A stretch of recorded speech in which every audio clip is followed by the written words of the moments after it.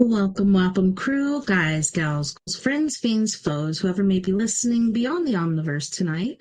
Secure your bull hats, buckle down tight, and hold loosely as we soar over the rocky lattice on a rocky mountain high. Get sucked into the vortex of the Four Corners and settle down snugly at mile marker 420 in colorful Colorado. Saturday, March 8th, Sunday, March 9th for those of you across the pond and beyond.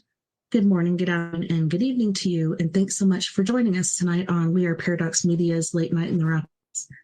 I'm your host, Tess TNT, and we are broadcasting from the Mile High Clubhouse tonight. If you're listening live tonight, you may be listening to us on KPNL Radio, which you can find at KPNL Radio at kpnl-db.com. You can also find us live on Facebook under Four Corner Animal Investigations, or We Are Paradox Media on Facebook. Cannot live videos right now because of a story time we did, so we're grounded for a little bit. And then YouTube and Twitch as well under We Are Paradox Media. Make sure you must over there, give us a subscribe and leave us a comment, whether good or bad, on any videos you've watched or listened to. So tonight I have a treat for all my guys and gals out there.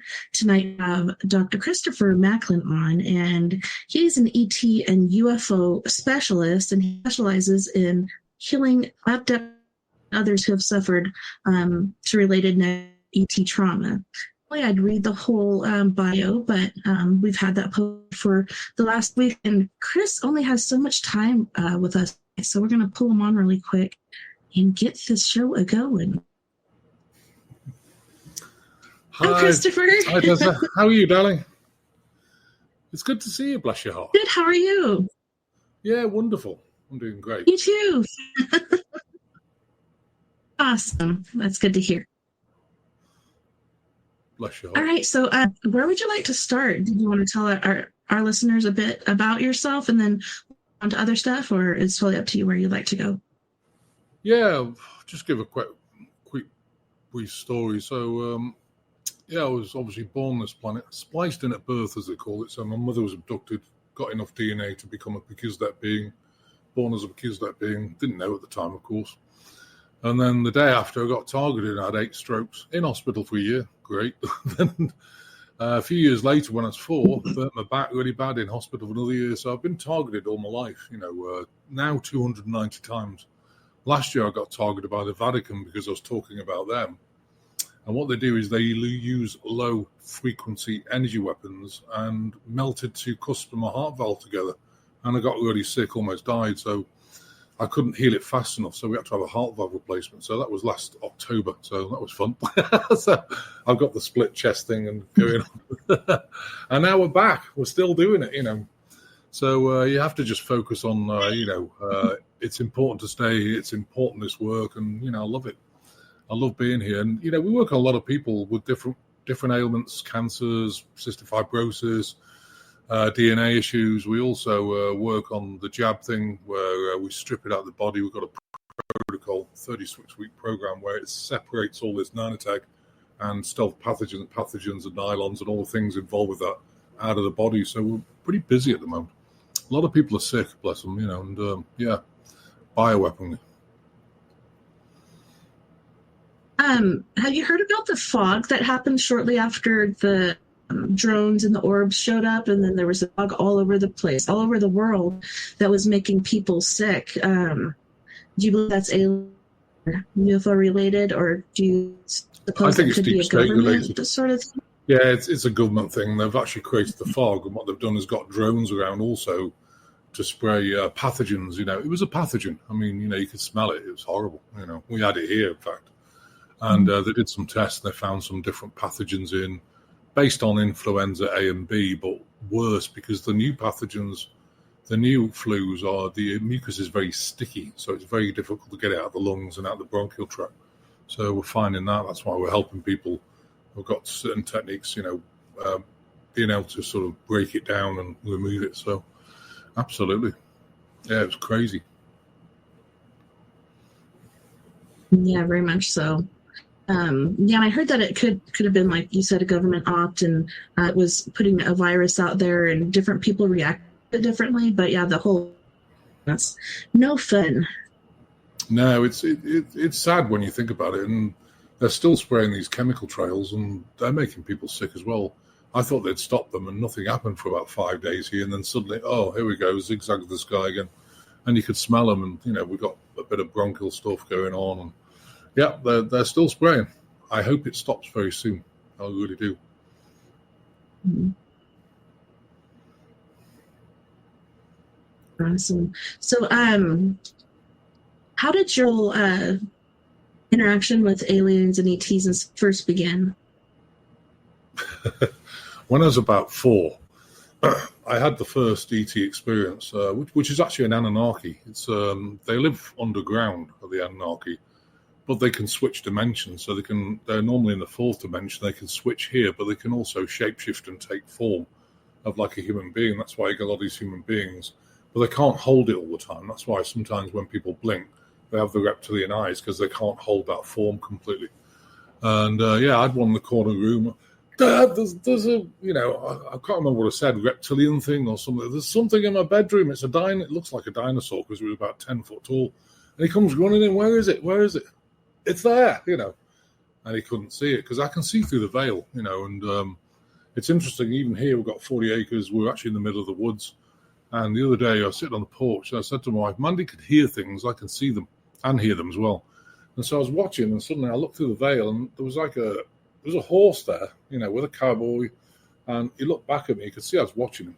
And basically just petting the horse. And then he got on it, put his hat on, and rode away. So there's a lot of activity on this property, I tell you. You know, it's amazing. But that was my first experience. And, you know, anyway, he said, oh, bad dream, darling. You know, go back to sleep, you know. So I was lying there. I think, this thing's still there. And it was pretty snarly. So something just came out of me, like, get out of my room. It went. I thought, whoa, that worked, you know, because you know, if you command enough energy, they'll leave.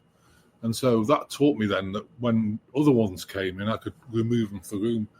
I realized even at the, you know, young age that if I kept talking about reptilians and things I can see and other people couldn't see it, we're going to have a bit of a problem. So, you know, I thought, let's just keep it to myself. And I could also see craft in the sky as well.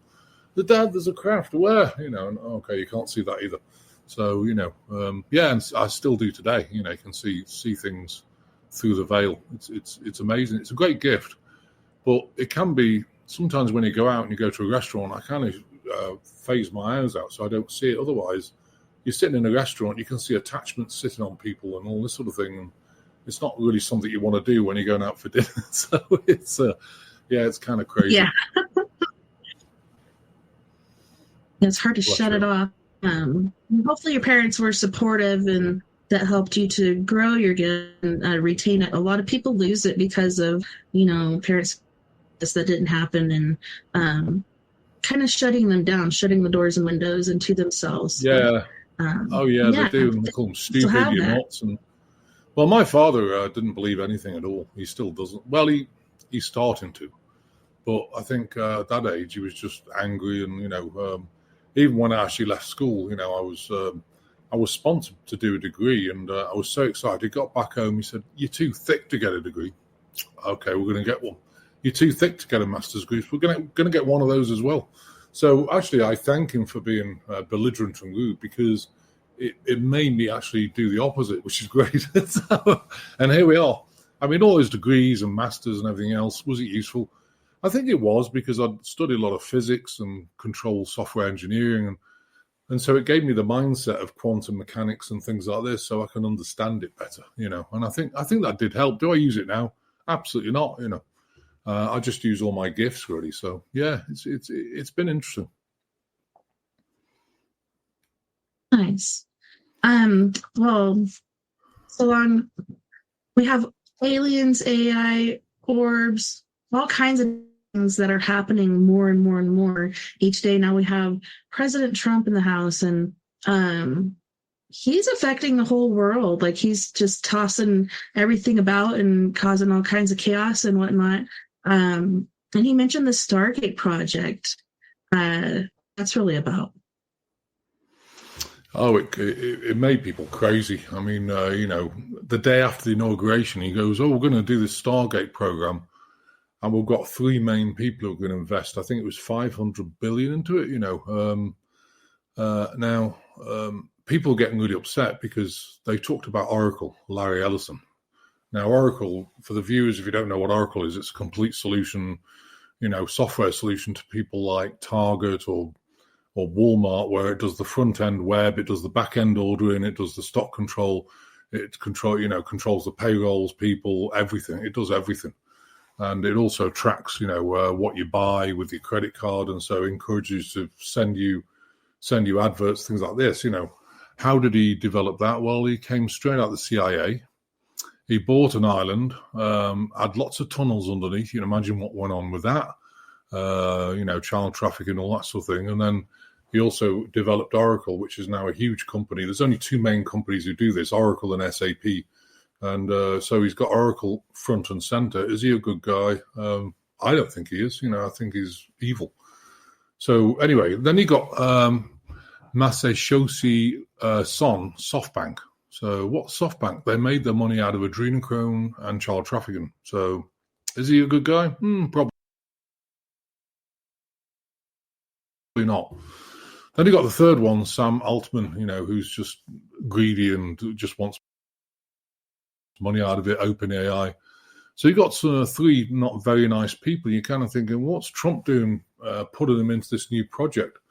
And the answer is it's just a sham. I think what he does is put people front and center, and then people investigate, and they find out exactly what these people are like. And I think it was a good thing. But the truth about the Stargate project is very different, and I think it's off-planet technology. What happened is that, if you look at all the, after the speech, there's a, if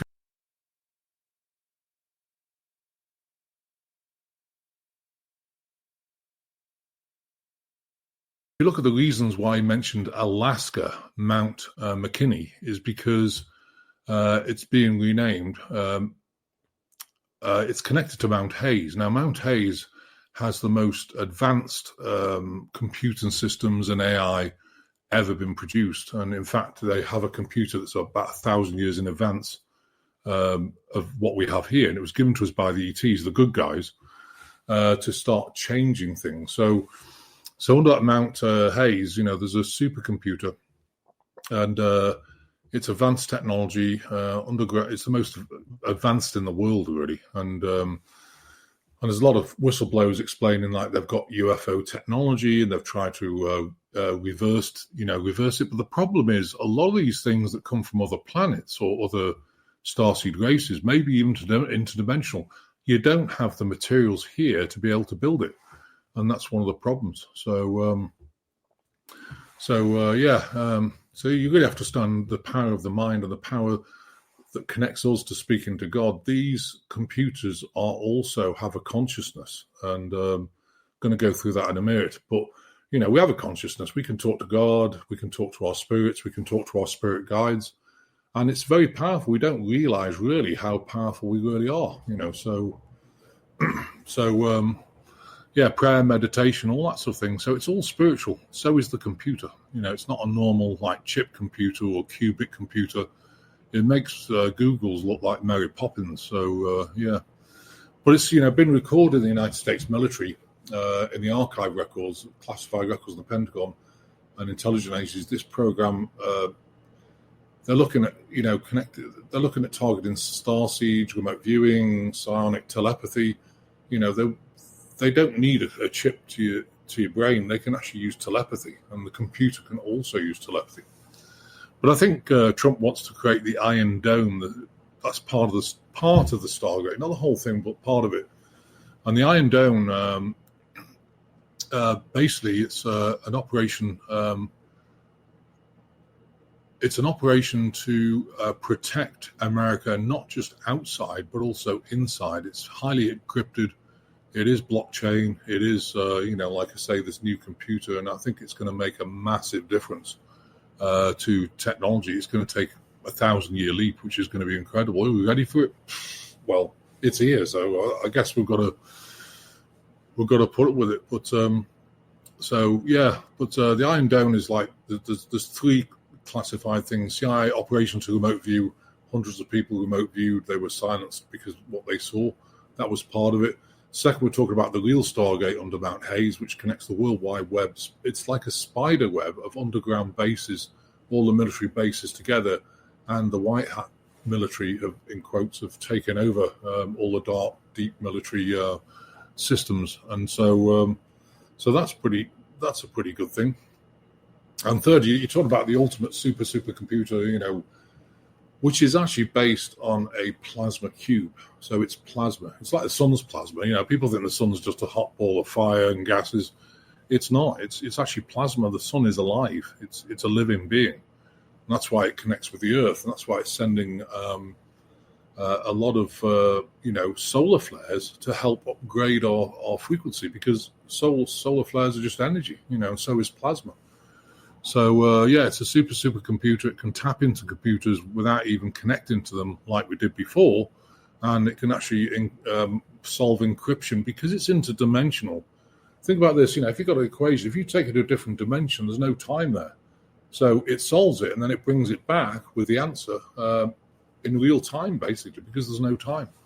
So it's amazingly fast. And I think that's going to be the solution to all this. And it's highly encrypted as well. It can create its own encryption. It can destroy lower grade encryptions pretty quickly. And that's why I think, if you look at it, they're auditing different places. You said, they're going to do the IRS, they're going to do everything else. I think they've already done it. I think they've tapped in. I think they have all the answers. I think they've tracked all the money, and they're just dripping it to the people. But I think they've been using this computer a lot. So it's really interesting. But with that, of course, you've really got. Well, with that, I don't know how to feel about AI. AI could be good if it runs alongside us. If it starts tapping in your brain, is that good? And the answer is not really, in my opinion. But also robotics. What happens with robotics? We connect robotics to these supercomputers. The intelligence is attached to the robot. You can ask it anything; it will give you answers within seconds.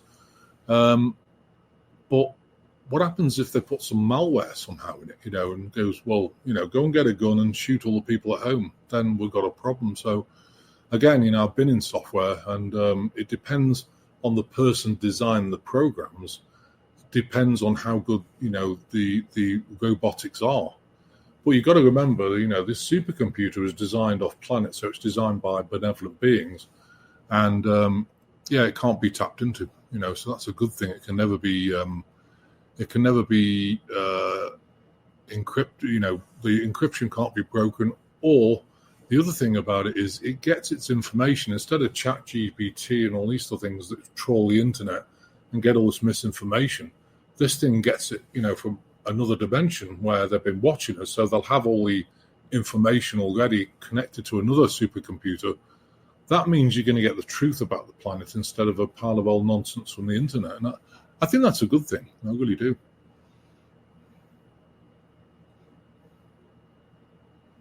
Yeah, the thought of AI scares me. I don't even like to use it. But yeah, there's just so many things that can go wrong with it. But like you said, there's some things that can be good about it too. I don't think I'm ready for it to get. Well, imagine having a robot in your house. I like human interaction. I think the problem with robotics will dilute our sensitivity. I really believe that. Like the phone has, everyone's walking around with their phones, bumping into lampposts.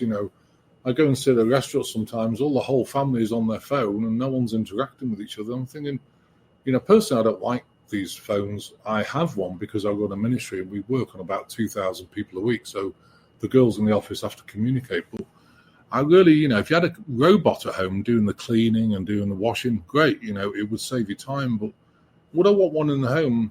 Probably not, I don't know about you. Tessa, I think I'm a bit old-fashioned.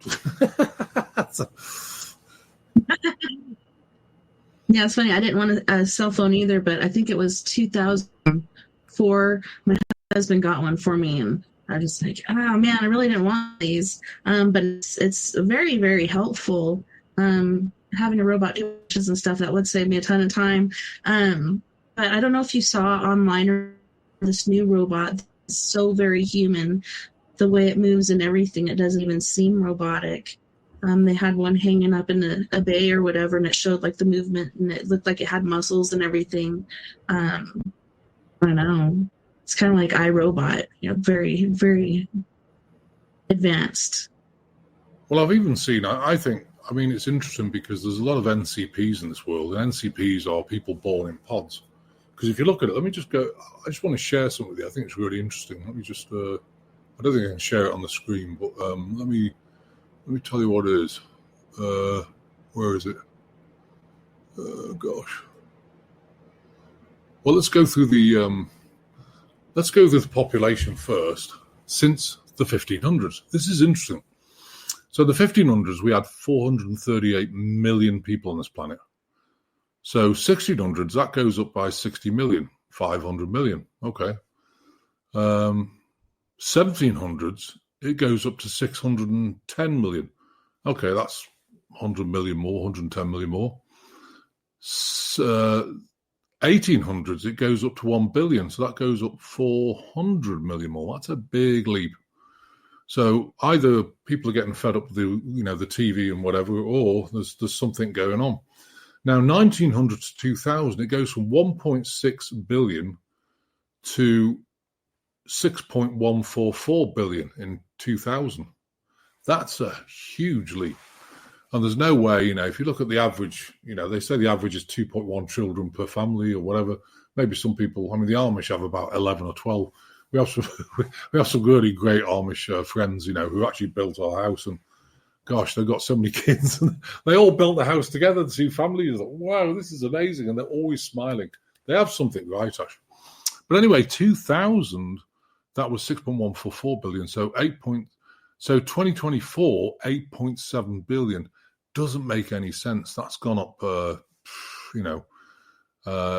almost 6 and 8, almost about 2.6 billion, which is huge, So I know that there's a lot of percentage on this planet of people with NCP, non-player characters, NPCs. And what are they? Well, I always teach people, that if you want a proper human being, you need a woman's womb. And the reason for that is because the God energy around it will bring in a proper human soul.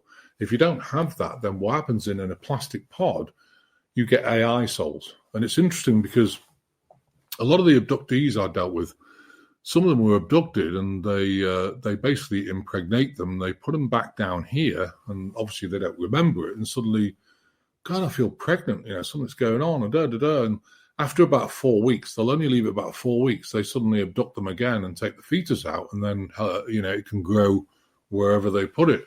But as long as it's about 4 to 6 weeks old. So, and suddenly, I'm not pregnant. That's weird. And then, when we do some work on them and look what happened in the subconscious, you find, oh, wow, they impregnated me, which is a violation of all humanity. But, that's our governments for you, signing contracts with the grey reticula. Well, give us technology and you can take our people and do what you like with them. And we're sovereign beings, and that's not okay, because I am connected to the Galactic Federation. I chair it with two of the Melchizedek beings. And what's interesting is we had, in 2017, we had a meeting. What's violation education? So it's interesting because, you come down here, you think, well, if a reptilian attaches you, these attachments like Anunnaki, Draconas, they attach you, or Luciferians, and they affect people, they tap in the lower back, they send negative thoughts, and you get depressed. And, because they sit in the abdomen, they bloat the abdomen, they hang on the shoulders and neck, they're always tight. And the lower back, where they tap in, the L4, L5 disc starts to bulge after a while. Is that a violation or education? It's an education. Why is that? Because before you come down here, they kind of give you a sample. Well, this is what to expect on Mother Earth, and here's attachments, is this, is that. And of course, you're up there sipping champagne. Oh, look, don't worry about that. That's fine. I don't care, You get down here and you think, oh my God, what was I thinking? So the place is nuts. But I love it. I'm only joking. I love it.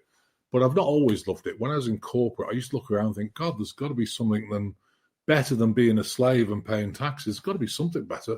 I always joke with people, imagine, when you're being born, coming out of the vaginal opening, there's the IRS in the corner. Welcome to Mother Earth. Here's your invoice, and then it's crazy.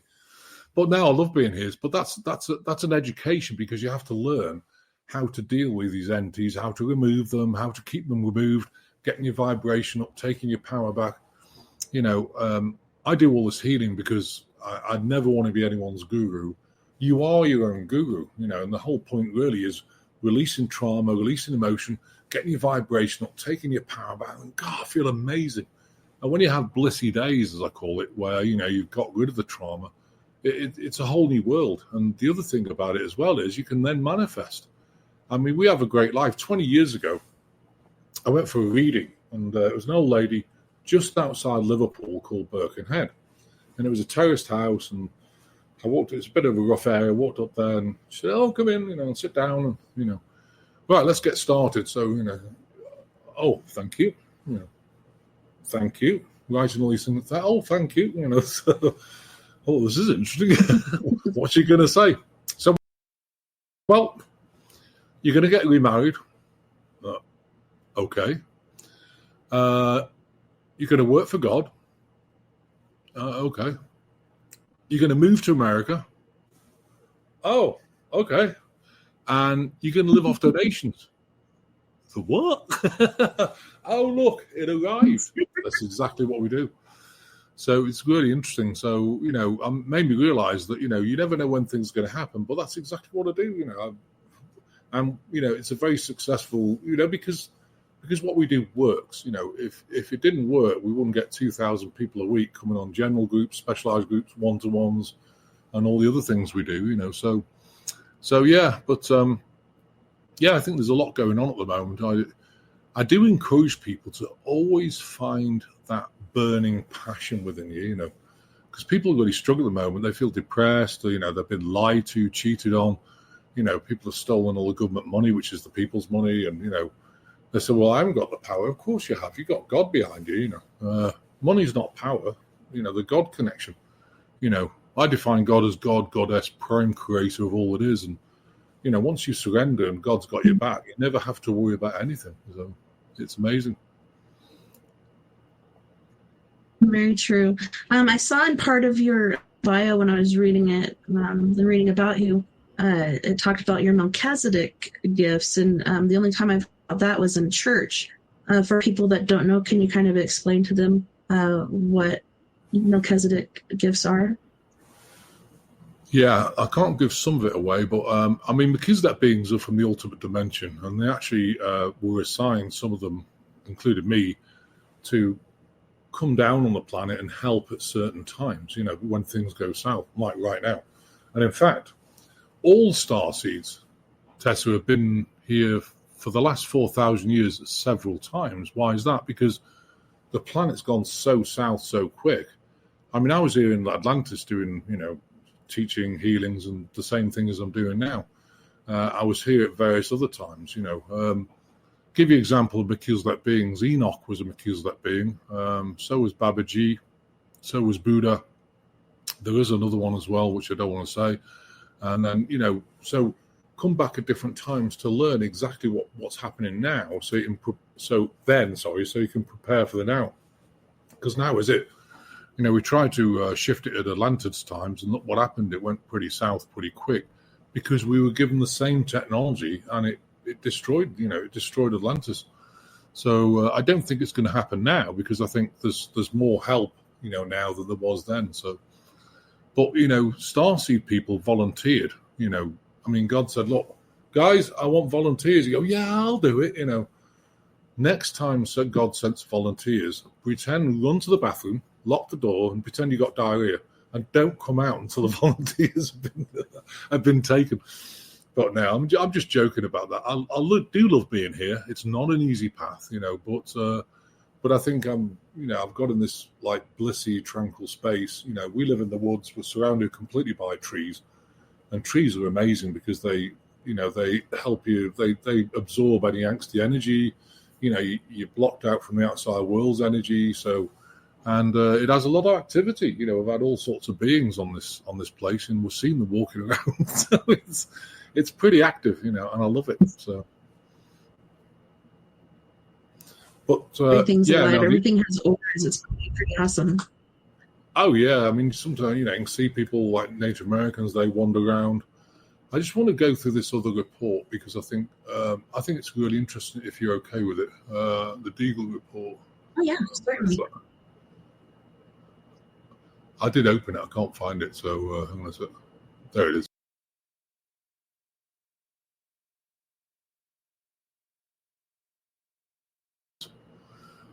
This is really important. So this is the Deagle report. If you want to go look at it, go to Deagle, DEAGEL.com.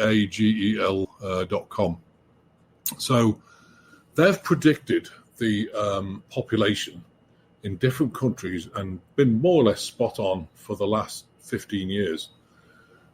So, for example, let's have a look at America, United States of America. In 2017, they predicted 316.44 million, which is there or thereabouts, 360 million. This year, they predict 99.5 million. That's a drop of 2/3 of the population. That's a lot. Now, UK, for example, in 2017, 63.3 million people. This year, they predict 14.5 million people. That's a big, big drop. So I just want people to know that because through the various bioweaponry and different things, and also NPCs as well. NPCs, if you shut down the AI thing, they'll pass away because it's an AI. It's not a proper soul in your body, So that's just an important thing to think about. I don't want people to be shocked if the population, that's why I think they're producing robots, because there will not be people on the planet to do the work. So, they need them on farms, they need them in mass, production of cars, they need them all over the place. So I think, unfortunately, robots are going to be a thing in the future that we're going to have to, live with. So.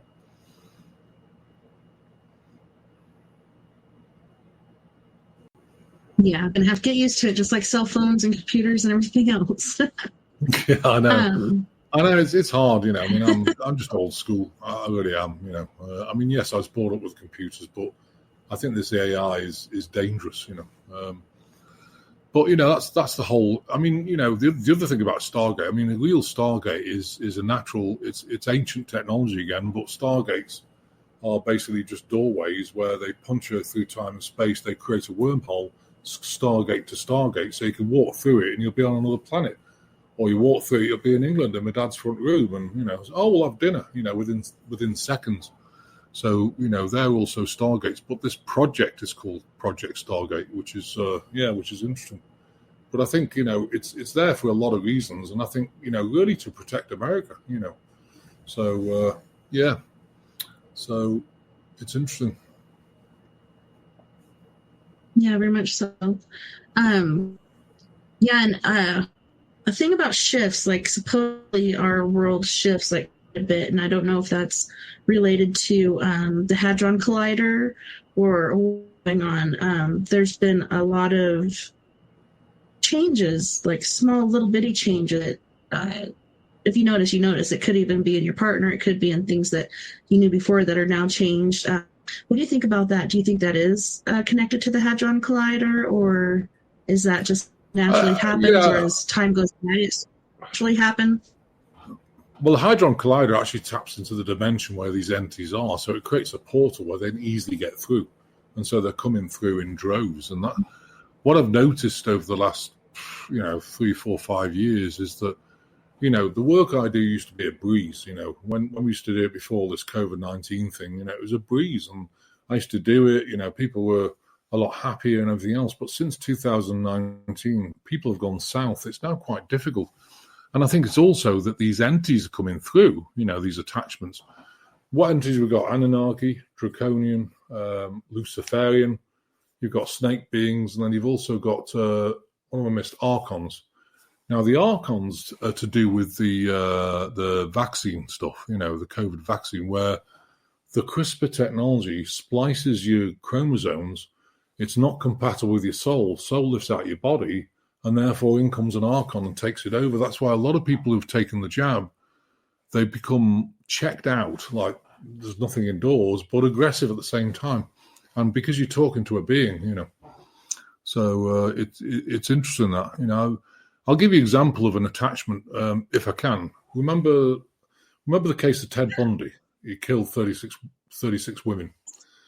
I got very interested in that only because I wanted to know what drove him to do it. And I looked at the documentary. Right at the end, the guy was sitting in front of me, said, third party, how would somebody, not him, but how would somebody do that? And he, oh, they did this, they did that, explain the whole thing. When he said, well, how would you do it? His eyes went absolutely black and he got really aggressive to the point where he had to stop the interview, which shows you that he's got a complete possession, because no normal human being will commit all the atrocities that he did, or even these child traffickers. So there's a lot of anti-attachments. There's a lot of NPCs. There's a lot going on in this world, and there's a lot to clean up, you know. I don't envy the people at the moment in government, because I think, you know, I don't believe in politics personally, and I don't believe in religion either. You know, I believe in one God, many paths. Yeah, if your path's Christianity, great. If it's Buddhism, great. But they've all got flaws. They're all slightly manipulated.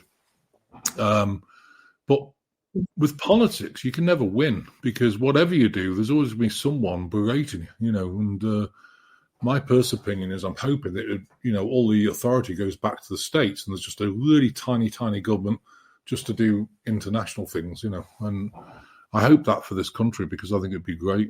It'd be a lot better than it is now, for sure. Yeah. Definitely reboot. I think, I don't know. Things are so complicated, and how do you fix it? You know, the way that Trump and Musk are just like cleaning out the swamp. Like at some point it's a good thing, but at another point it's scary too, because it's like, what's going to happen with on and people not there to do certain things. But I mean, I don't know. We've been needing a house for a long time, so. Well, they keep saying trust the plan, but, you know, I think the people need to take the power back, you know, for themselves. And people still rely on, you know, trying to get people to take their power back is really hard, because it's scary, you know, like, oh, no, the government must look after us. Well, it doesn't, you know, it's actually making you sick. It's destroying your life. It's making you absolutely poor, you know. I mean, look at the private West Central Bank. The dollar bill is degraded by, it's gone down now 97% of its value. So that's why people struggle, and they don't realize, why am I struggling? You know, why is things so expensive? Because the whole thing's collapsing. And I think it'd be a good thing when we transition into a new currency and new ideas as well, you know, because it'll give people time then. If they're not stressed and they've got a basic living that's good, you know, that means you've got time then for your spiritual practices or whatever you want to do, you know. Time for your gifts, if you love gardening, if you love painting. You know, I mean, my gift isn't painting. If I did a painting and went to a gallery, they'd say, get out and don't come back, you know. So it's that bad. So I know where my gifts are. Not painting. I'm okay at cooking. Am I a master chef? Of course not, you know. I need a recipe. I can tweak it, but master chefs can come in with like 3 ingredients and meat and create something outstanding with it. You know, with me, I can't do that. I need a recipe. So But I do love cooking. It's a joy. I love feeding people, and I love making them happy, and also putting that love into the food as well. You know, we don't go out to restaurants very much because, you know, you can't really find food better than you cook yourself. So what's the point in paying money for it? Mm-hmm. And the answer is you wouldn't. So yeah, it's interesting. Mm-hmm.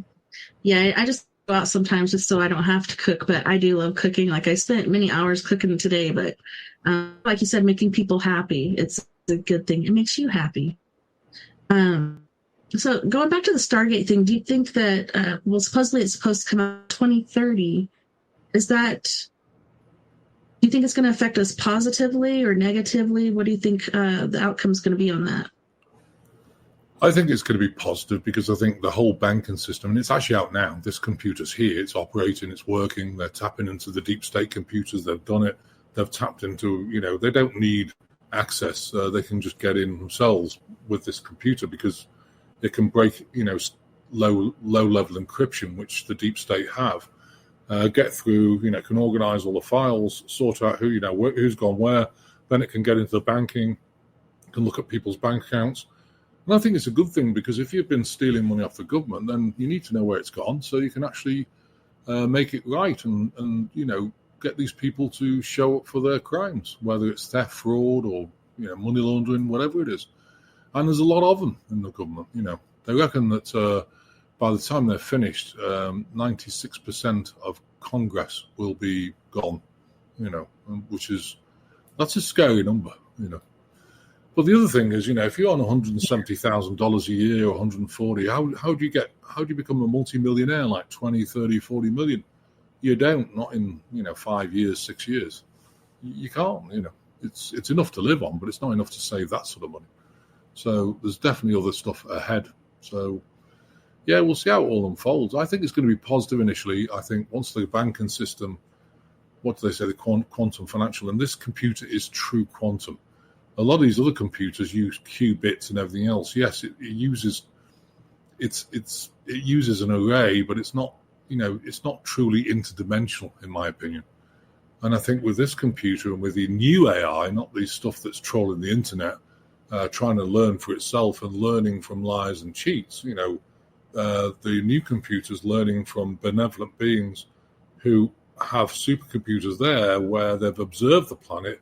They know what's gone on, the truth about the history. And so when you ask about the history of the planet, with the new AI, it's going to tell you the truth. And I think that's a great thing because, when I went to college, we had to, when I was younger, about 4 weeks ago, 5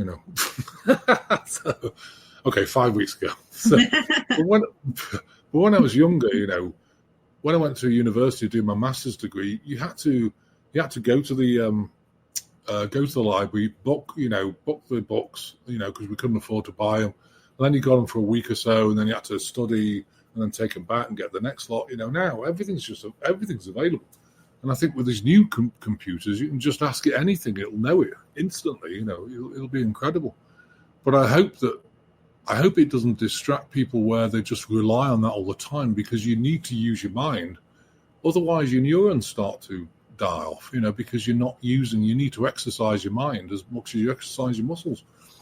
So people still, in my opinion, need to do stuff, but hopefully they'll focus on spiritual practices and be connecting to their, starseed families or whoever they're connecting to, and start doing a lot more spiritual practice and get themselves in a really high vibrational place, because you'll have the time. You'll have they're supposed to wipe all debt out, everything. The IRS is almost gone. Trump's put it on pause for 90 days. It sounds like it's finished. So, if that's all gone, there's no taxes to pay. You get a basic income, you can work, and if you're retired, you don't have to work. And, what a great life it'll be if you can actually afford to buy things instead of getting credit for them. I think the new world's going to be great, especially for spiritual people who love to spend time, like me. I spend the whole day in the ethers talking to Pakistan beings and working on psychic surgery for their bodies, and getting them in, doing different things. I work all day at that. So, I spend a lot of my time in the ethers. It's amazing. When I come back, Mandy won't let me drive, my wife. She said, "You're not focusing enough." And it's true, I'm not,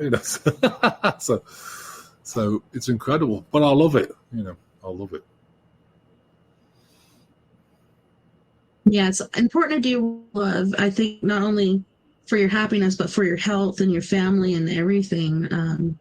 Money's overrated, but as far as taxes, from what I understand, we're not even supposed to have those. Like, taxes are really illegal. So if we can go back to, having taxes, that'd be great. My dad used to say, the only thing certain in life is death and taxes. Yeah, that's true, actually. Nice to get rid of that.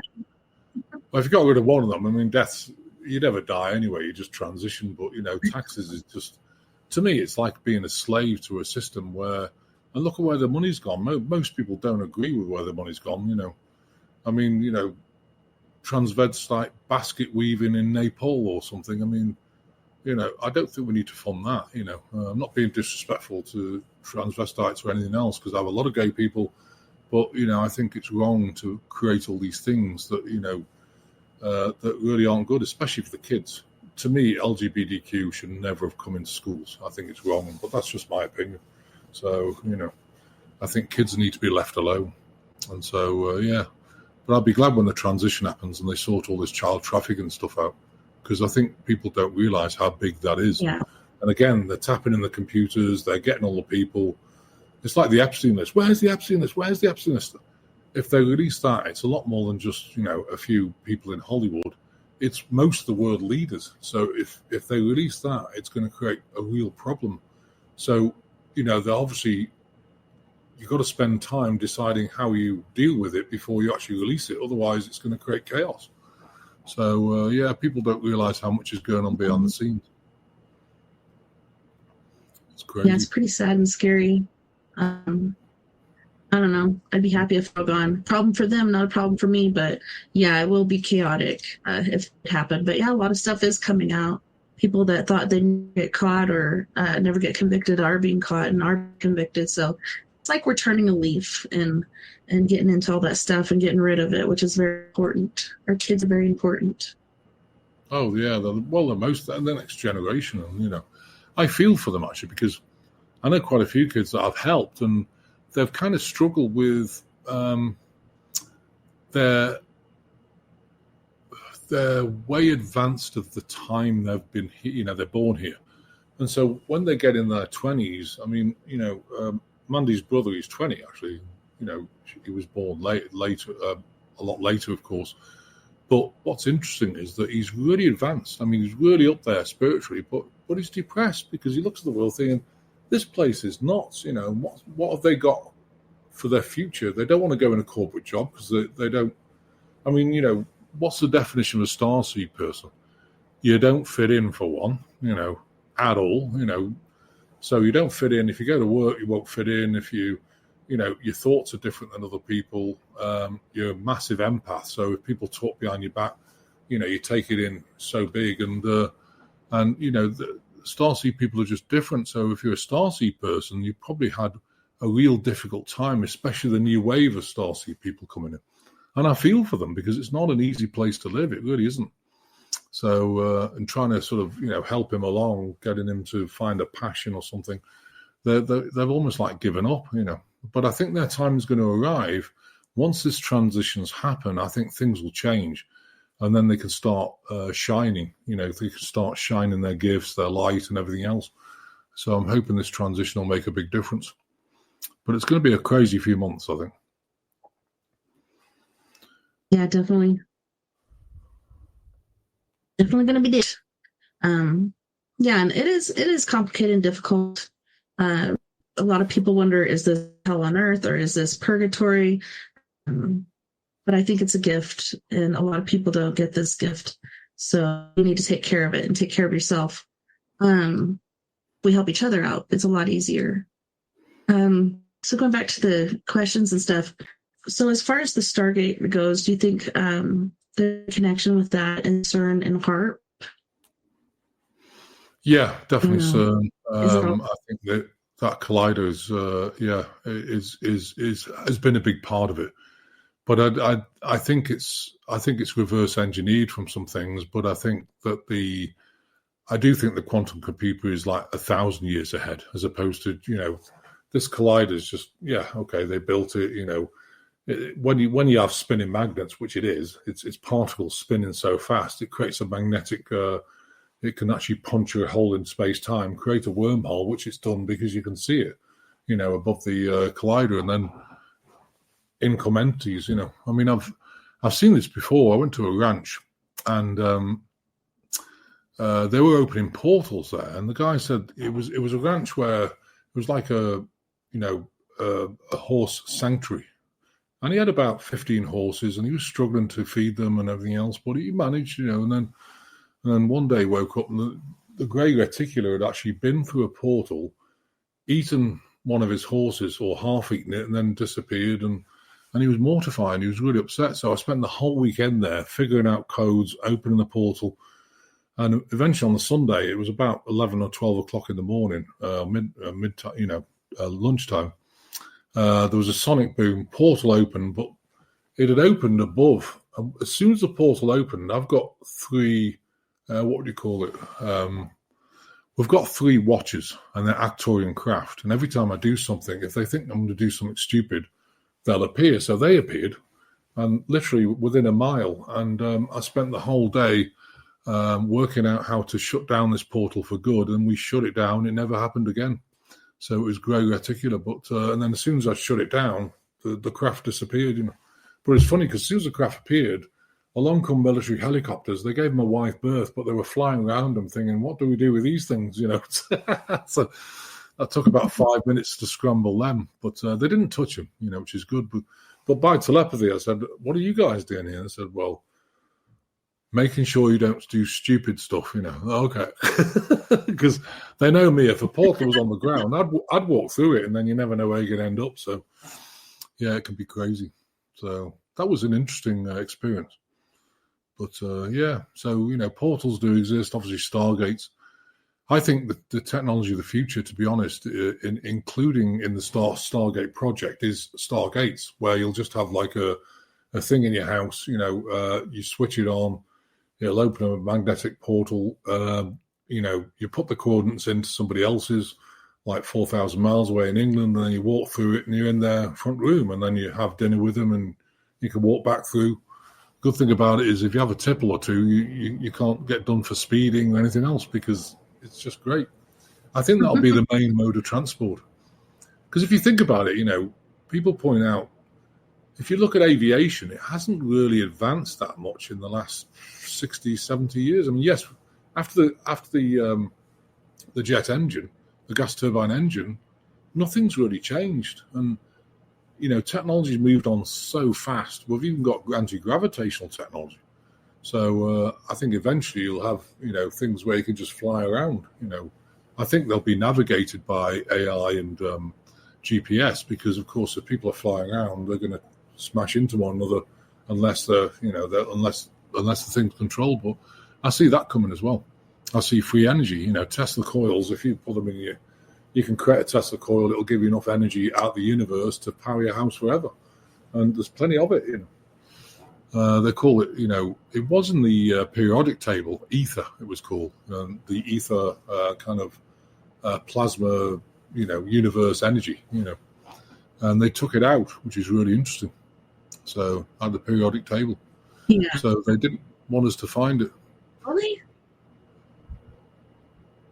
Yeah, and I know we used to use it. A lot of houses and stuff that were built back in the day have little, things at the top with the little coils and stuff.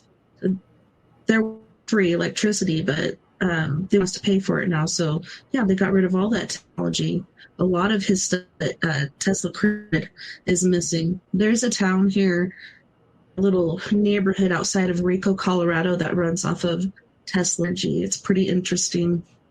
They have their own little community there, but it'd be so nice to go back to that technology. Oh yeah, and it should be free as well. Everything should be free. Basic things like electricity. Yeah. I mean, it's available for everybody, but it's coming. I think they made a lot of these units. I mean, the unit's only this big, so big, and it can power your whole house. 500 amp house, 110 volts. So that'd be great because you just plug it in, and then they can put it in cars, so you can drive miles without even having a battery. I mean, I just don't understand why they're doing battery cars because they're so unstable. I mean, I'd never put one in my house because it could just explode and burn the house down. So for me, I'm not interested. So it's, I think I'm surprised they haven't brought this technology out, but I'm not surprised. It's like oil. They say it's fossil fuel. It's actually not. It's actually the heart. It's the blood heart of the planet. And it actually, like your blood, if you take a pint of blood out, it'll regenerate within, 3 days. And that's the same with the planet. They call it black goo, and the Greys brought their black goo from their planet, which they destroyed here. So it's a very tumultuous. It's got consciousness. So oil is black goo. It's got a consciousness, and it's the blood of the planet. That's why they want to tell people, it's going to run out in 50 years, 100 years. Has it run out? That would be a note because it's regenerating itself. So that's an interesting concept. So they kind of lied to us about the fossil fuel. It's not fossil fuel. But trying to tell people that is kind of difficult. It's really interesting. It's hard for people to unlearn things been taught. It is actually, yeah. So as far as the Stargate, Yeah, with going back to cars, before we go back to the there's some, man, where are they? They're in another country, but they've created this electric car that you don't have to have batteries and stuff. It just basically you do have one for storage, but you don't have to recharge them. It charges as it runs, which is how it should work, Yeah. But yeah, that's coming out. Has been out before, I'm sure. I mean, I think we've gone through loops in history, like where we've had technology gone back to the beginning. Yeah, So I do don't you think think it's going to Stargates, happen. like, do you think that was yeah. You think Stargates were here before? I've seen Oh yeah, pictures could be They've been here for many hundreds of thousands of years. There's some in Tibet. There's one underneath the Sphinx. There's one in England. Sometimes you don't see them. They're kind of invisible unless people have got the DNA to trigger them. And that's one of the things, with these Stargates. If you've got the DNA to trigger them, if you go near them, they'll kind of just switch on and suddenly they'll just appear. And then you dial your coordinates. But you have to know how to use them. And you have to know what coordinates you want to go to, because you might end up the other side of the universe in some planet like, what the heck's this? It's sort of, I don't know where I am. And so, it's very important to get to learn how to use them. But they've been using them for many, many, many millions of years. Different races, for sure.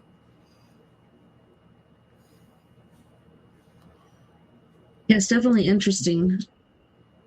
Because I've seen picture them. I'm not sure if they're real or not. And people, talking about finding them back together, different places they're at. Supposedly there's one in Antarctica. What do you think about Antarctica? There's a lot of different theories going on with that place. Yeah, there's massive continents beyond the ice wall, for sure. I've remote viewed them. So I think one of these days, I don't know whether they're going to actually disclose that too quickly, because I think the problem is now people have got enough to digest just with what's going on here. Never mind Antarctica. I think that's going to come, maybe later on. If you tell people the whole thing, I think the mental health of the United States of America would just plummet. So I think you've got to feed people. That's why, if you know, it's frustrating because you think, come on, guys, get on with it. But you can't, because if you feed people too much information, it's going to end up in trouble. So there's always a balance with these things. I mean, the mental health in America right now is terrible. I mean, there's so many people on antidepressants and, they get drunk, they're addicted to drugs or even addicted to porn, and it's all been engineered to desensitize us. I've worked with people with addictions to porn, and it's difficult because you've got to get their sensitivity back, because they've given it away to some daft porn star thing, and it's so sad because, sex is about love. It's not about just, having a quick act and we're done, and I think what they're trying to do is desensitize people. But I think also, of course, with the particles they have in these jabs and even Morgellons disease, I specialize in that. And what happens with these particles, what's in them? Well, they're based on graphene. They bind nylon 3633. They bind silicates. The graphene tubes have complementary metal oxide arrays in them, so they're a computer, so they can transmit, receive frequencies. The nanospheres have 92 viruses. They're like a sphere. If you imagine 10 to minus 9 small, teeny tiny, you need an electron microscope to see it. But if you took it as a football, they drill 92 holes in it. They have an antenna in the middle. Every single hole, what they do is load a virus in every different virus in every single place, 92 viruses, and then they close them off. So if they want to trigger a virus, it's a particular frequency, and that's where the 5G comes in. That, they can trigger a frequency. At the moment, I'm seeing a lot of people getting shedding with shingles. They'll just hug somebody, they get shingles straight away, cerebellar zoster, which is chickenpox virus. So that's come a lot, and that's shedding, which means they're releasing it in people's bodies. So all these things are crazy. There's a lot going on, and when people find out, they're going to be mortified about what they really find out about all these vaccines and things. It's coming out, and everyone seems okay with it now. There was a time when you couldn't even talk about it. Facebook now is don't care. So I talk about it every week, on the healing sessions. But YouTube, I'm not so sure because we lost our channel a while back and it hasn't come back yet, but hopefully we'll get it back. Who knows? Yeah, you got to be careful how you talk about it. But yeah, for me, like I didn't take the vaccine. It wasn't there long enough to be scientifically proven to be okay. So I wasn't on the wagon to just, give me a jab. But I often wonder, like, getting it, do you think that if you do get sick from it as well, will that cause the same effects that the jab does because you are in that virus? No, I mean, you do get shedding, and this is a really good point, actually. You do get shedding of it. How does it shed? You shed cells in your skin all the time. And if you're close to somebody, you're going to breathe it in. Or if you hug them, the cells are going to get on your body. 10 to the minus 9 small, it goes through. And so shedding is becoming a real problem. People are getting sick. I'm seeing women with massive clots coming out the womb, when they have their period because of the contents of these vaccines. But also, you start to become transhuman, and because people think, oh yeah, if I took the jab, it's just going to disappear out of my body. Oh no, not this one. What this one does is start to self-replicate, so it actually gets worse and worse. It grows through the skin. It's growing through the heart muscle, causing in quotes myocarditis, which is not myocarditis; it's nanotech growing through your heart muscle. And I was talking to a cardiologist about that. And no, these vaccines are fine. I said, no, they're not. How many people have you seen with myocarditis in the last year? I said, I bet it's an absolute ton. It's a pandemic. He sat there, goes, and I said, please don't lie to me. You're right, but I can't officially tell you that because the hospital's policy is blah, blah, blah. Okay. Well, at least he's told me the truth. But, like I say, I mean, I had that open heart surgery last October because I was going to die, I was dying, because the heart valve had been melted and, so it was interesting. But the cardiologist, the surgeon was actually shocked because my heart's the size of a volleyball.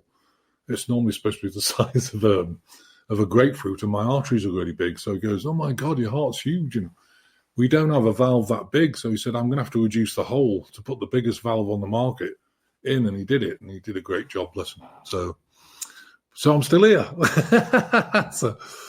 And still doing work and still moving forward and still helping as many people as possible because, by goodness, they need help at the moment. Well, we are in our last 25 minutes, and I know your work is very important, and there's a lot of people out there that need help like that. Can you explain to our listeners what exactly you take care of, how that works, and how they can contact you to sign up for sessions or healings or surgery and whatnot? Yeah, absolutely. You can sign up. Well, if you want to sign up for healings, we do 2 a week. If you want to sample it, we do 2 a week. That's on Thursday, 5 p.m. Central Time, and Saturday, 11 a.m. Central Time. It's streamed on Rumble. It's streamed on Facebook. It's streamed on Twitter. It's streamed on Instagram. Obviously not on YouTube because we got fired, but it's streamed on all them. But you can also, if you come to the website, globalenlightenmentproject.com, you can sign up on Zoom where, you get us and, we're live and we talk to people. But, I'm doing a whole hour of healing. That includes a lot of things. What do we work on? Cancers, all forms of cancers, cystic fibrosis. I work on things like, all forms of cancer, including leukemia, rebuilding stuff. And we work on issues with the intestine, diverticulitis, leaky guts. We work on, things like the pancreas. A lot of people now are having pancreatic enzyme deficiency because emotion bleeds in the pancreas. It's not producing the enzymes. We work on bones. We work on scar tissue. We work on lungs. COPD and asthma, the same thing. If you have pathogens in your bronchial tract and lungs, they just grow and you get more mucus, and eventually, you start off with maybe asthma or, you breathe and it's hoarse and then it gets worse and you can't breathe through your mucus, and that's COPD, it's caused by pathogens. So we have ways of getting rid of that. Now, the biggest one is the what I call spirochetes and nanotech, which is Borrelia Lyme, HIV/AIDS, Agent Orange, Morgellons. If you have Morgellons disease, the nano disease, you have Lyme disease because the stealth pathogen is bound to the particles. And then you've got COVID vaccine instruments, I call it a bioweapon, which has got everything in it. It's got everything: spike protein, HIV microinserts. It's got nanotubes, nanospheres. It's got glycoethylamine, which is radiator fluid for the car, and hydrogel, which those are the elements that stop the immune going after it while it's sinking in your body. So we have ways of stripping all those out. Well, how do we do that? Well, we have a protocol. It used to be 22 weeks, but it's now about 35 weeks because people's metabolic rate has changed. So what we can do, this is a Melchizedek thing. The Melchizedek beings did create the Akashic records. So I can split the timeline in two in the Akashic records that you're on right now. So you go on a path of divine alignment, complete wellness, where all the particles, stealth pathogens like Epstein-Barr, bacterial mold, parasites, necromancer, anything like that, is eradicated that timeline. On the other timeline to the sun, what we're doing is we're separating all those things out, like spirochetes, stealth pathogens like Borrelia Lyme, HIV/AIDS, Agent Orange, Morgellons, and also the COVID jab instruments. We separate them and lock them on a timeline to sun. So as time goes on, it separates out the body. It's the only way to get rid of it, because people say, well, drink pine needle tea or use some herbs. You can't. Why is that? Because the stuff actually becomes part of your tissue. It's growing in your body, in your tissue. So you can't just rip it out. You have to separate it out in a way that the rate is slower so you don't bleed out. So, and then, then we actually do a DNA change where what we do is they repair all the DNA, all the cells in your body. They start with the first cell where life began, repair the chromosomes, connect the helix together, reset the DNA of that cell back to the blueprint in the Akashic records, then the cells around it, then the cells around it. So that takes about 15 weeks because you've got billions of cells. So once you've done that, your DNA is completely changed, which means that your soul is totally compatible with the light body of the DNA, which means your God connection's off the charts. DNA, RNA, and immune system is all connected, so immune system's up there. And, it means you feel really well. And, I've seen we've got rid of so many people with the jab problems and everything else. It's just untrue. So we specialize in that as well. So there's so many different things we do. And, try Thursday, 5 p.m. Central Time and Saturday, 11 a.m. Central Time. We're here to help people, and we're here to, help them get all this technology out of their bodies so they can get back to their sovereign self. I think that's really important.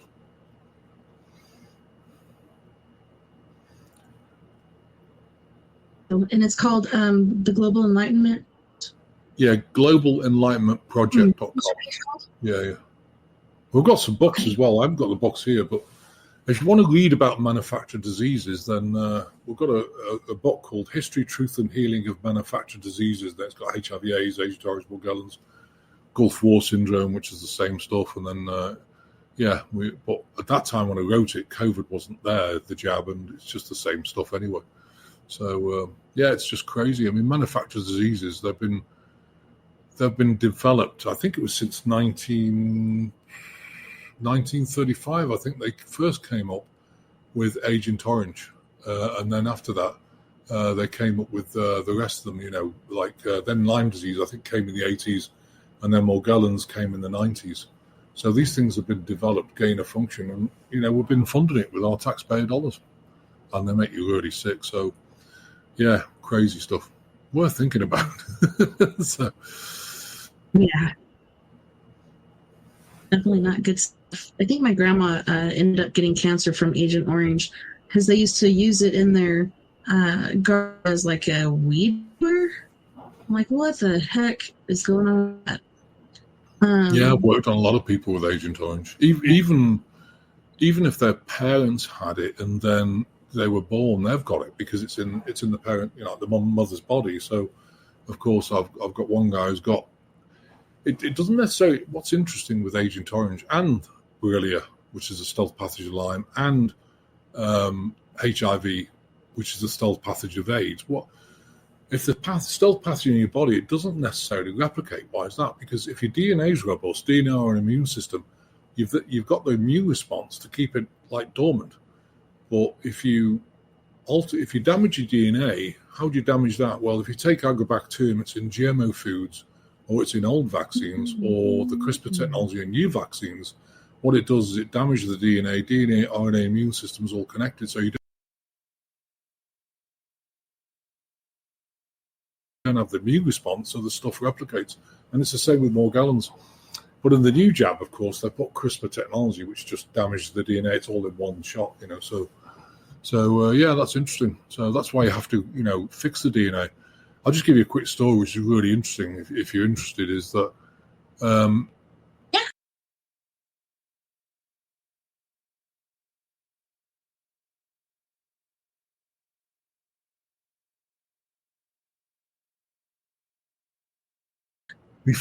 before 2009, I used to give blood in England, because I'm British, of course. So I keep telling people I'm from Texas, but no one believes me. But anyway, so before 2009, I gave blood. I was O negative. Okay, so reset my DNA, back to the blueprint. So never thought anything of it. So I go to hospital for this open heart surgery on the 4th of October last year. Crazy year last year. And I was in ICU for 7 days. They said, you're bleeding out because my blood's very thin, So they said, we're going to have to give you 3 pints of blood. I said, I was O negative. They said, oh, well, we're going to have to check it. So they came back and said, no, it's not. It's A negative. Oh, that's interesting. And I know it's O negative because I've got proof of it. So by doing this protocol and resetting your DNA, there's a very good chance your blood type could change back to the blueprint it should be. So, yeah, a few people it has done as well. So that's amazing. So does it work? Absolutely. So.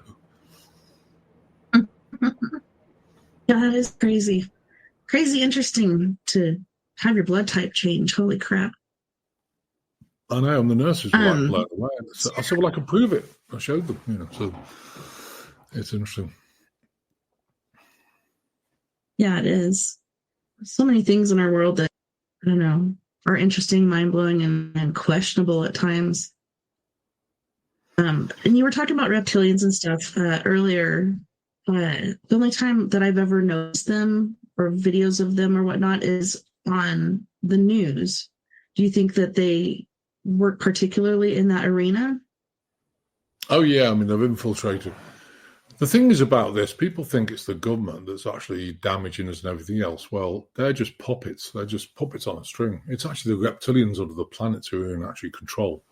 And what they're trying to do is think about why Bill Gates would want to cover the sun, because he wants to reduce the oxygen. Why is that? Because these reptilians don't breathe half the oxygen we do, and they want to come above the planet. They want to be on top of the planet. So he's, involved with the reptilian agenda. And same with a lot of these politicians. That's why some of them are reptilian shapeshifters. Some of them are kind of, what would you call it? Reptilian, like robot type things. They're biologically alive, but they're AI. And you can always tell them because they're kind of shut down. And, so, yeah, you've got a lot of these, NPCs, which are just basically biologically bodied people that look like human, but they're not. They've got an AI reptilian thing in them. And then you've got, obviously, the shapeshifters. They can't keep that shape. The Queen of England was a shapeshifter, a horrible person. And she used to, if you look at her eyes, they used to, go reptilian sometimes because they can't hold that stance. Sometimes they make a mistake. So it's very easy. But there is a prayer, people say, well, how do I know this person's a reptilian? We have a prayer. We have I don't like the word prayer. I like the word map of intent. It's called Sacred Prayers, Maps of Intent. And one of them is basically looking at the person. And what you do is ground yourself. Say, I am of God. I ground myself to the earth. Dear God, I command you, show this person in their true form. And I thank you, God, send you my unconditional love, so be it. And what will happen is that person can't hold it then. So what you'll find is, you'll find a reptilian overlay of that person coming around them in a reptilian form. It looks like an opaque outline. You'll see it, with the naked eye. They can't hide from that. And that's quite interesting because I had a girlfriend. She's really mean. And I thought, when I went bankrupt, because I lost everything when in 2007, live, have a car, end up with his girlfriend, mean as anything. Gosh, she was mean. And I sat on the sofa one night and I thought, why are you so mean? Anyway, I did this. I thought, oh, maybe she's reptilian. Did it. Oh, yeah. I was gone next day. I dated a reptilian. Help! So now, that was an education because you could see it like, wow, okay. So I didn't say anything, packed all my stuff next day. I was gone. But, she's mean. And yet she said to people, he's the nicest person I've ever dated. And yet mean to me. It's really weird. That's the interesting thing of life, I guess. You go through life and you get an education. So she might have been trying to get rid of your niceness.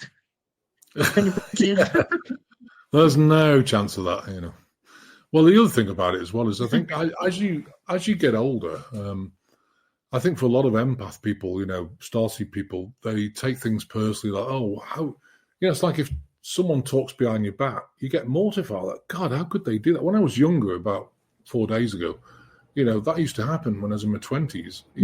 People talk behind my back. I was mortified, almost like thrown up. And then what happened as you get older, you couldn't give a shit. I'm to explode. Gone, So I could give a shit about people, but not about what they think of me, because that's not my deal. That's theirs. And once you realize that and you're a good person, you don't have to worry about what anyone says. And I don't, to be honest. That's why we isolate a lot. And I think at the moment, people say, how do you cope with the shedding? We tend to stay isolated. We get stuff delivered here. We have friends around. We cook them food. Yes, I do go out now and again because it's nice to interact with people. But I think it's changed life since 2019. But there is a prayer, again, a map of intent, where if you do it, it's called the 27 Esoteric Merkaba Field prayer. If you say that prayer before you go out, it creates 27 Merkaba Field, an esoteric Merkaba field, which is a high vibrational sacred geometric structure. It will stop the shedding as long as they don't get within 2 feet. If you go and hug them, then the field's broken. You're hugging them and you're going to get shedding. But we tested it with a microbiologist, and actually she didn't get any shedding. Because the biggest thing with shedding is spike protein count. When I went into hospital, my spike protein count was 0. I came out of hospital with 1,600.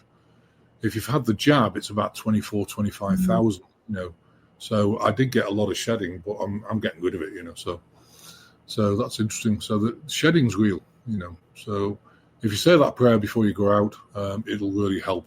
And a microbiologist did a check. She went out, she checked the spike protein count when she got back, after 2 or 3 days, and no spike protein, which means the shedding was being blocked, which is great. So, go on the website and get the prayers. And, we have a prayer book as well if you want that. It's only $12. But if you have them handy, it's good to use them. We've got chemtrail prayers, dissolving chemtrails. We've got all sorts of things. So there's resources there to help people, because sometimes they, we're powerless. We can't do anything about chemtrails. Oh, listen, the power of God is way above any money. When I first got here, Tessa, I hated money, hated it, I hate it because I've just gone bankrupt and my whole life had collapsed and everything else. And I never used to accept money. I just accept a lettuce and some tomatoes for a healing session. And I kept thinking, how are we going to keep the lights on and pay the bills, And so this pastor said, I want to have a coffee with you. Okay. So I sat there. She goes, what? You hate money? Yeah, I hate it. She goes, well, why do you think about it as energy? She said, so you go to a hairdresser and you have your hair cut. Can you pay in tomatoes or lettuce? No. Can you pay in a chicken or two? No. What do they want? The dollar bill, and she said, but what's the difference? They're both energy. They're both exchange energies. What's the difference? There's no difference. And I learned from her. I thought, yeah, you're right. And ever since then, I've been okay, And I just view the dollar bill as like an exchange instrument. You can use it for good or evil. People say money's evil. It's not really. It's just the way people use it, or even where it's come from. If you can take dark money and turn it to light, you're doing a great thing. So yeah, I got over myself with that, but it took a while.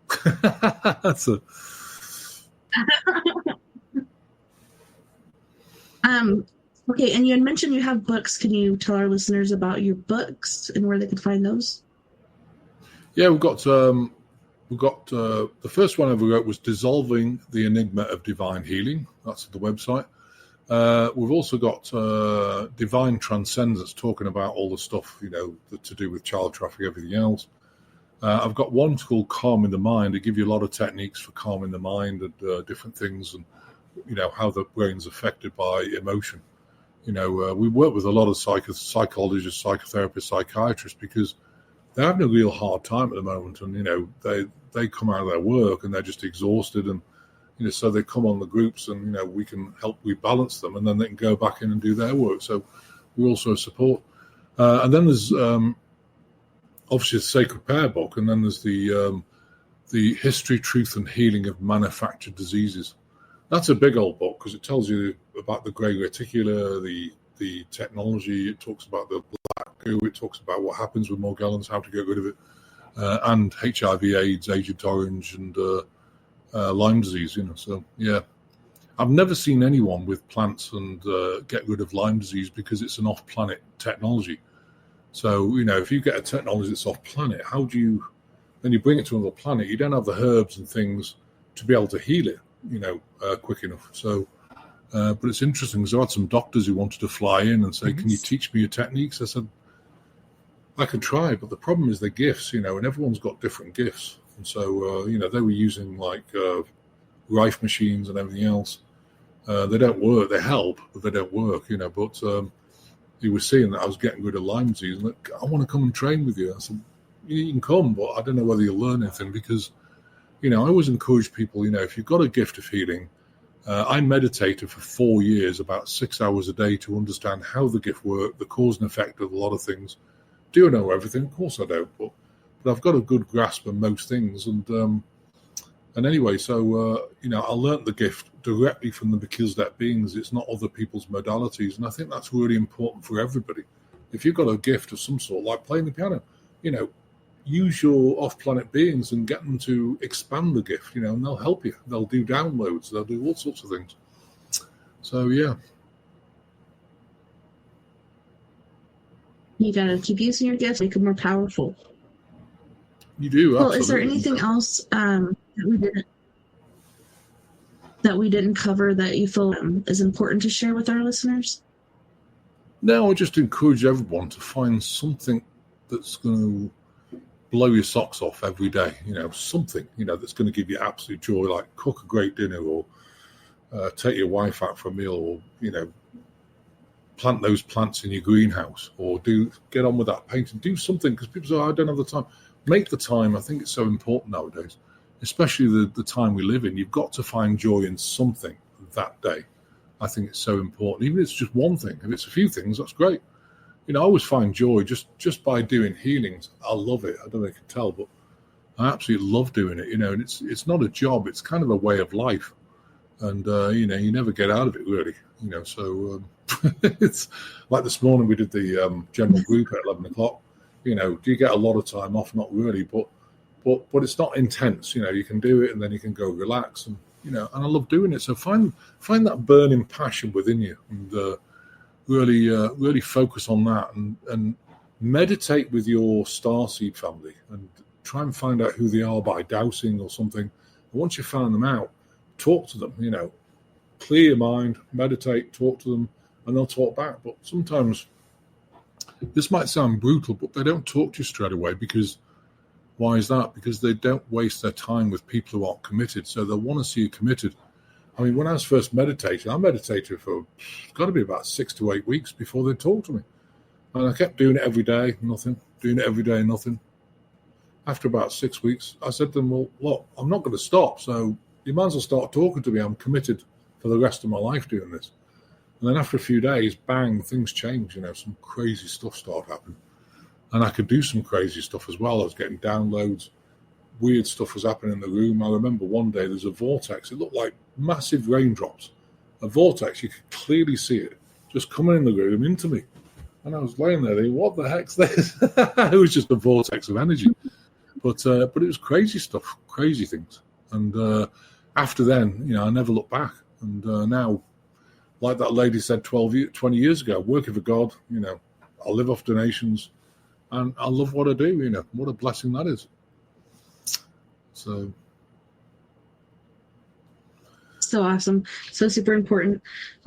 For those of us that are stargates or healers or whatnot, what is a good way for them to give back to themselves? Because that's something that a lot of givers for granted, Yeah, I think, is taking care of themselves. yeah, you've got to take care of yourself. You've got to take time out. I mean, one of the things I do for myself every week is I do a chiropractic adjustment because, of course, if you're talking to so many people and feeling their energies, you're going to ingest emotion. You can't help it. So what I do is chiropractic every week. You know, my back goes out sometimes 1/4 inch because the muscles tighten a bit, but I manage to release a lot of it. And then I go and get a massage to massage the muscles to clear the energy out of the muscles and, you know, clear the muscles themselves. I do that every single week, and I think it's important for healers to do that, especially if you're doing a lot of work, if you've got a lot of clients. You know, even people with a few clients are struggling right now because the intensity of people is raised considerably from what it was 6 to 8 years ago. Like I say, it was a breeze 6 to 8 years ago. I could do 6, 7 days a week. Now I can only do about 3.5 to 4 days a week. And you know, I'm spent, you know, so look after yourself, you know, spend that time with yourself. It's so important. Very much so. I just want to thank you again for coming on and hanging out with us tonight and sharing all the important information that you have with us. Thanks, Tess, and thanks for having me. It's been wonderful. Bless your heart. Hope you enjoyed it.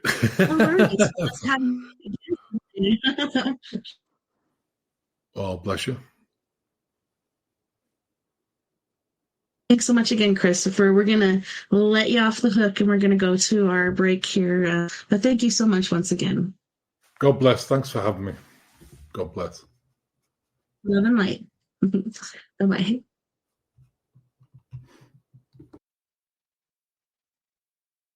All right. So we are going to go to our first, which is our only music break tonight. Tonight we did it a little differently than you because Christopher could only be here for an hour and a half. So we're going to an hour and a half stints. So break we have the lovely and talented Miss Macklin from Ontario, Canada. She's going to be singing Pins and Needles, Close, Mirror, Apps, and Devil You Know. You guys don't go anywhere. We'll be right back after this music break. Talking needles, every word on my question. Talking on pins, needles, every word on my microscope. You keep stomping down on the ground while I've been stuck on this tightrope. I just wanna say what I wanna say without your sentence. I'm not willing to do the time when I'm innocent. I'm innocent. Talking pins, needles. Talking pins, needles. I'm gonna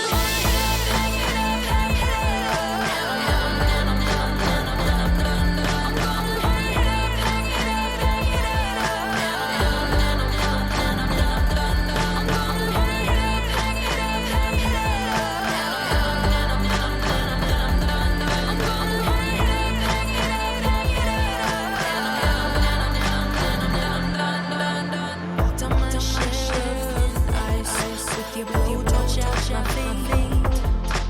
You won't ever see me beg, so take this just to my leash. I'm gonna say what I wanna say, don't need permission. Interpret it how you want, it's my decision. Talking pins and needles. Talking pins and needles. I'm gonna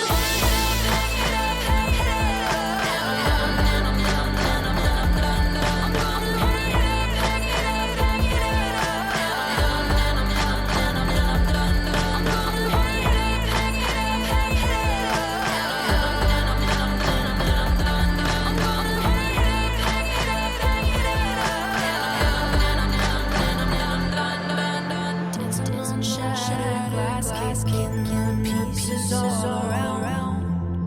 My safety has been broken. This is now a haunting ground. Talking pins.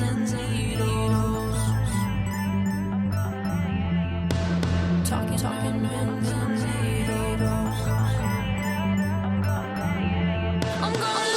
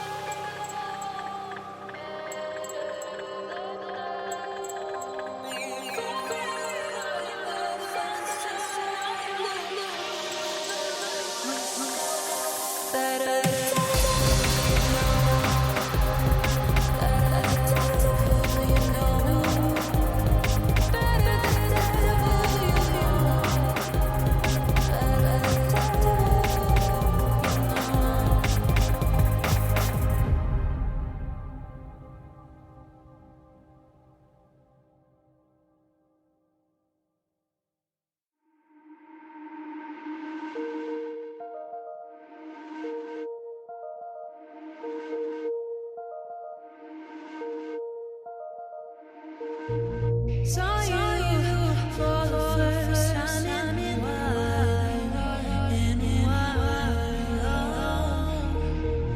You seemed so surprised I worked out a smile.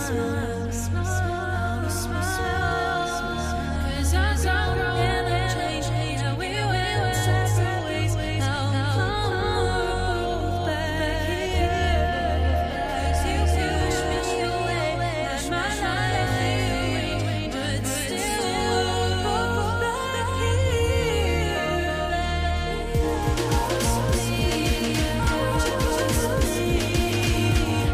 I can see that you want me.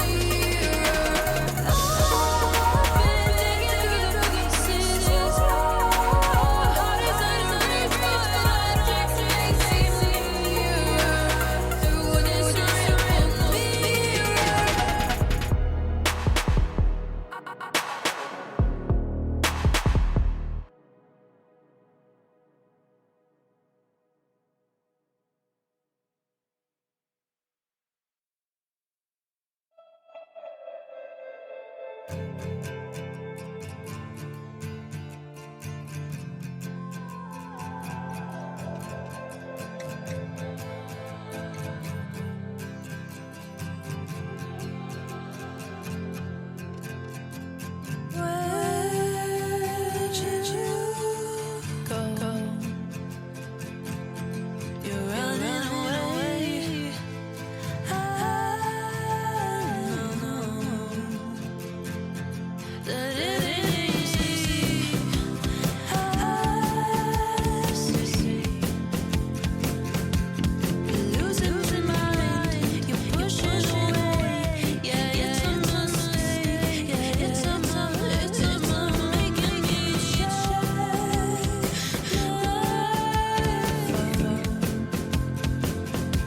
To see if you call.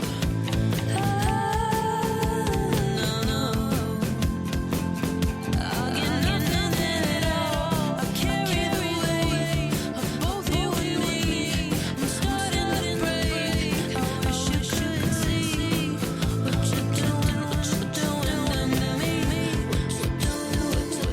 You're going too fast. Get your foot off the gas. Yeah, we're gonna crash. How is this gonna last? Only you will last. You're going too fast. Get your foot off the gas. Yeah, we're gonna crash. How is this gonna last? Only you will last.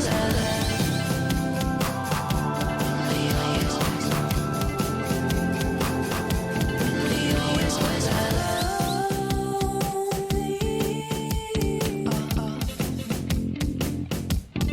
My game again, never thought I would bend. You're making me soft. Starting to slip, you don't give a shit. It's starting to hurt. I can't keep my grip. Oh, I can see the end again. I can see. You're going too fast. Get your foot off the gas. Yeah, we're gonna crash. How is this gonna last? Only you will last. You're going too fast. Get your foot off the gas.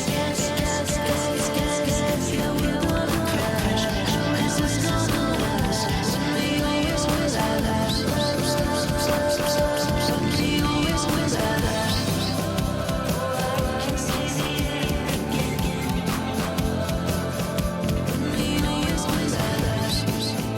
I can see the end again.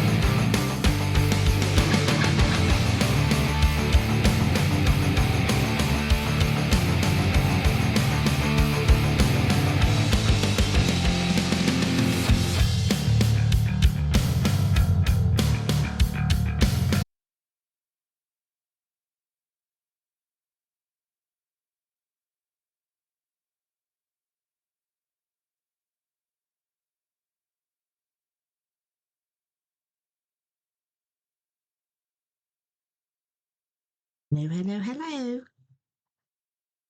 Almost there. Uno momento, por favor.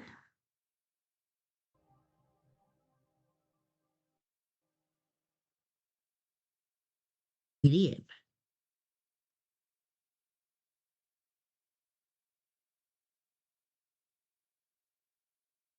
Back, guys. Give me 1 second here. Welcome back, and thanks so much for joining us tonight on your Paradox Media's Late Night in the Rockies. Just getting a few things set up here really quick. All right, so that was Dr. Christopher Macklin, and yeah, he was an awesome guest. We've tried I think 2 or 3 other times to get him on here before, and like he said, he had that issue with his heart, and we've just had things come up several times. Not just him, me too. But I'm glad we finally got him in here. I'm like, what are we going to do? Because he can only stay for an hour and a half. So I figured maybe some trippy TikToks. We can check that out. Oh, shoot. Hold on.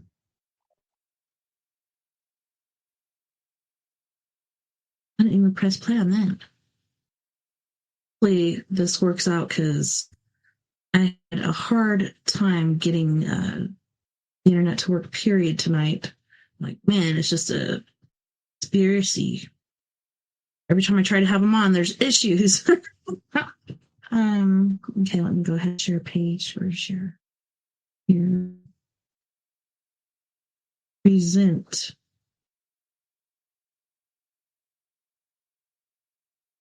Share screen. TikTok. If it doesn't end up working out, we'll just look up some stories or something to check out. I don't know.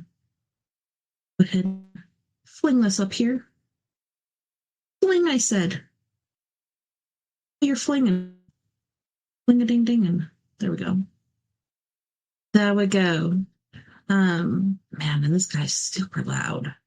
He gets some really, really good videos. We'll find some. I want to try and change the size on this stuff.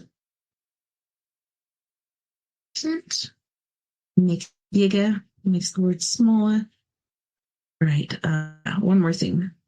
So we don't get an echo, I have to mute it. That's free for you on StreamYard. That's how it works. School kids. And I might have to try to switch over to a different internet if this does not work. I haven't paid my internet. It's not due till the 11th. I paid it tonight to see, is that going to help? I don't know if it's storms coming through or what. Maybe.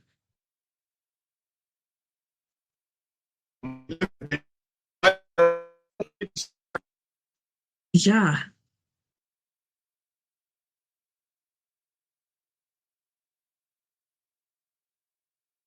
You're out.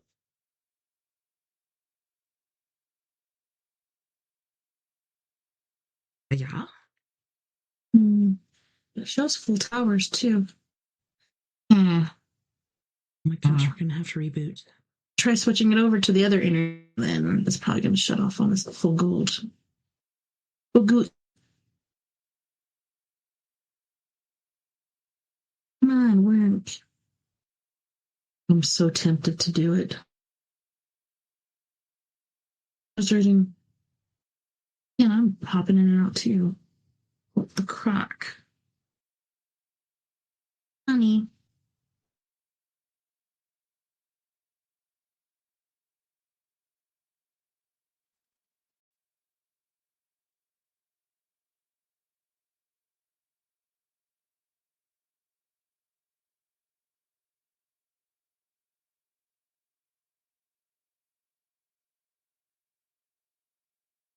No, I'm not finished.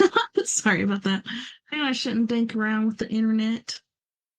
It seems to be working faster now, so I mean that's a bonus. Damn it! You Century stink. I don't know if you guys have that, but it's ridiculous. Donkerous. Let's see. How do we print that? Represent. Gotta represent. Bringing. All right. Let's see what we got. Yeah, Stream got a weird setup today too. They have stuff on the side of the screen now. Not sure what that's all about. I got to do a video intro earlier, but the other stuff, I don't know.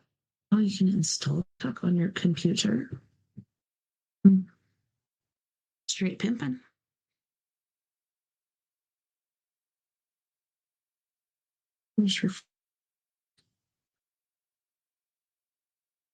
All right.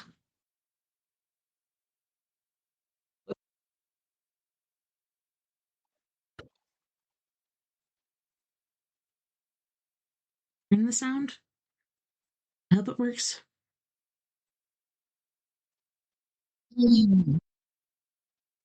Come on. Come on now.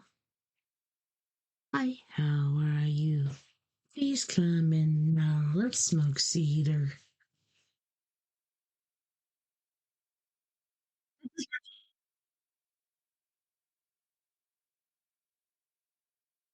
I'm waiting, still waiting.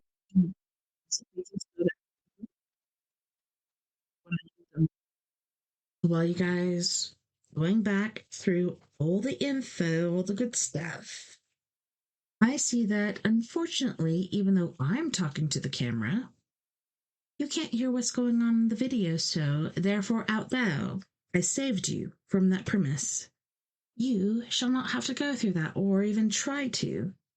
But, man, thank you so much, once again, for being my friend, for joining me tonight on We Are Paradox Media's Late Night in the Rockies.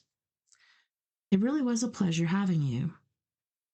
Also, thank you to all of our friends on the interweb, the internet, wherever you're listening. We Are Paradox Media's Facebook, GPNL Radio, Twitter, Twitch, Spreaker, iHeartRadio, wherever else you may be listening beyond the Omniverse tonight. Night, Love and Light. Take care of my use. I'm so sorry there was no sound for the second part of the show. How does that even work? I did nothing between the guest and the show, so yeah, I don't really get it. That's weird.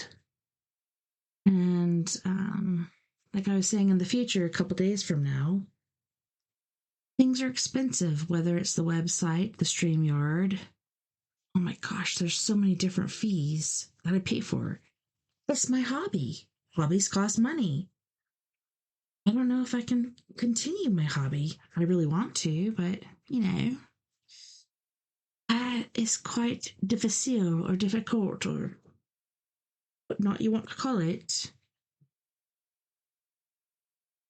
Anyways, don't forget, you guys, we are all in this together. Together, we can make the world a bit better. And together, my friends, we are Paradox Media because without you, there is no us. If you're not hanging out with me, I'm hanging out with myself, and that's normal. Except for, I don't have the chickens with me, but anywho's. Yeah, we're in this together. Seriously.